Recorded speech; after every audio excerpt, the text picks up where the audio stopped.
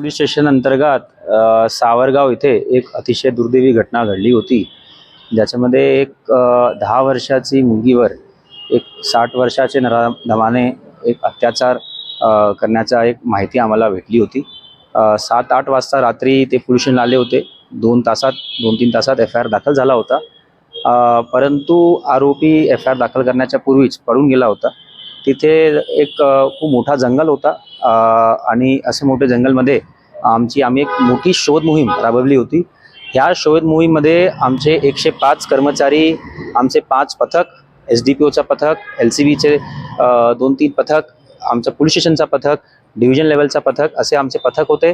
तसेच ड्रोन कॅमेरे आम्ही जवळपास याच्यामध्ये 4 ड्रोन कॅमेरेचा वापर केलेला आहे। 2 BDSचे आमचे पथक आले होते आणि 2 दिवसची मॅसिव्ह सर्च ऑपरेशन नंतर जंगलमध्ये हे आरोपी आज स्थानिक गुन्हे शाखाचे आमच्या पथकाने ताब्यात घेतलेला आहे आणि याचा आम्ही अटक करत आहोत।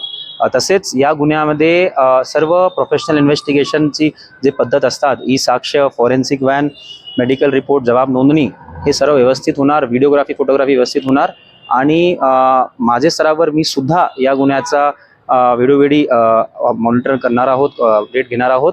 आम्ही एक टाइमलाईन ठेवली आहे की 30 दिवसात आम्ही याची चार्जशीट कोर्टामध्ये पाठवणार आहोत, जेणेकरून हे नराधमाला कोर्टामार्फत कठोर से कठोर शिक्षा होईल आणि एक समाजामध्ये चांगला मेसेज जाईल।